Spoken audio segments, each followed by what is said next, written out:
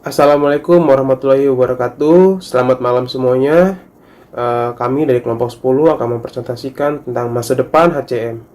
Pertama-tama saya akan memperkenalkan anggota saya sendiri, yaitu saya sendiri, Yanesat Parulian. Yang kedua, teman saya sendiri, Adi Andika.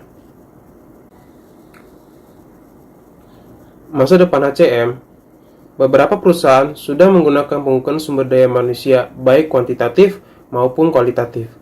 Namun, mereka baru pada tahap memulai. Beberapa organisasi sudah mengubah nama departemennya menjadi Human Capital Department, tetapi praktiknya masih jauh dari konsep ideal.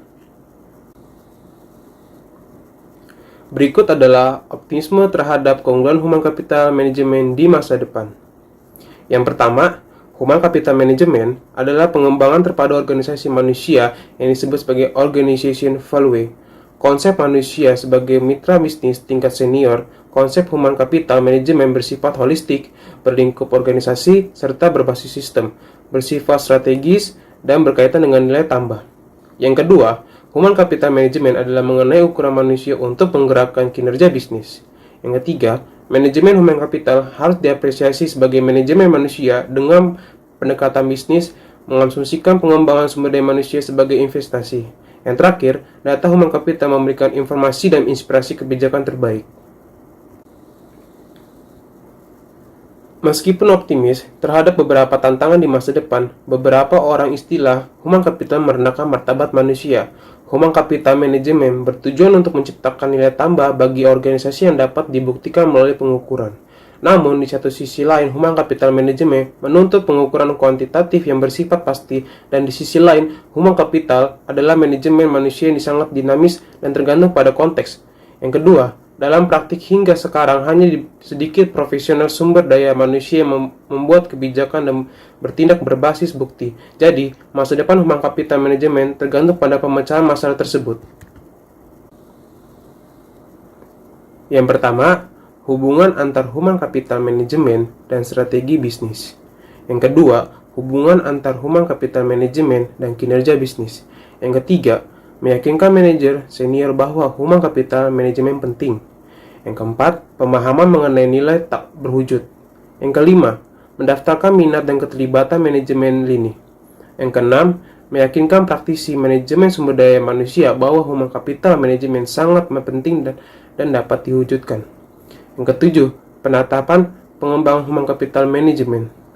Yang kedelapan, pengembangan keahlian profesional sumber daya manusia dalam bidang human capital management.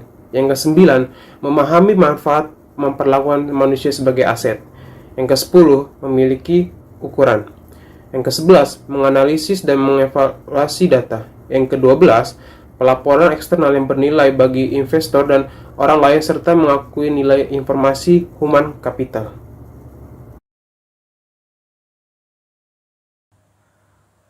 Selanjutnya, saya akan menyampaikan materi yang selanjutnya, yaitu di sini kita punya hubungan antara HCM dan strategi bisnis.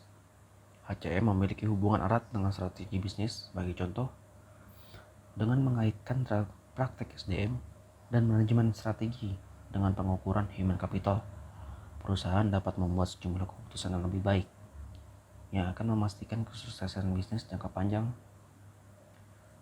Tujuan HCM adalah memiliki strategi manusia yang sehat yang terpeta pada strategi bisnis. Tujuan utama dari HCM itu sendiri yaitu membangun proposisi karyawan yang menghubungkan pekerjaan karyawan dengan strategi bisnis dan laba. Materi selanjutnya ada menetapkan hubungan antara praktik SDM dan kinerja bisnis. Di masa depan, aspek yang paling menentukan perkembangan HCM adalah metodologi yang diperlukan untuk menetapkan hubungan sebab akibat antara kebijakan dan praktik SDM dengan kinerja bisnis. HCM itu menuntut pengukuran aset manusia dan evaluasi dampak keseluruhan terhadap kinerja korporat. Di sini, kebutuhan utamanya bukan hanya mengukur nilai keseluruhan human capital, melainkan juga mengembangkan suatu pemahaman unsur-unsur pendukung dan dinamika yang menerjemahkan gagasan human capital menjadi nilai bisnis sesungguhnya. Sulit untuk memperbaiki kapasitas produktivitas tenaga kerja tanpa pemahaman menyeluruh hubungan input SDM dengan output yang dihasilkan SDM tersebut. Materi selanjutnya adalah masa depan pelaporan eksternal. Sekarang, investor belum menuntut pelaporan human capital, namun ke depan tuntunan mereka semakin besar. Task Force merekomendasikan sejumlah prinsip umum. Barangkali yang paling penting adalah pelaporan tentang HCM harus mempunyai fokus strategis, seimbang, dan objektif, serta didasarkan pada data yang sehat. Salah satunya itu informasi human capital yang diperlukan mencakup profil tenaga kerja dan keragamannya, remunerasi eksekutif senior, kualitas kepemimpinan dan kekuatan manajemen, profesionalisme, pengelolaan biaya buruh dari waktu ke waktu, bukti strategi manajemen manusia yang koheren dan bertumbuh yang dipetakan dalam pertanyaan strategis bisnis untuk 3 tahun mendatang. Bukti bahwa praktek manajemen manusia mutakhir, terutama akuisisi, motivasi, dan pemeliharaan, memperbaiki kinerja organisasi dan bisnis. Pengembalian investasi manusia saat ini dan yang diramalkan dalam 3-5 tahun mendatang.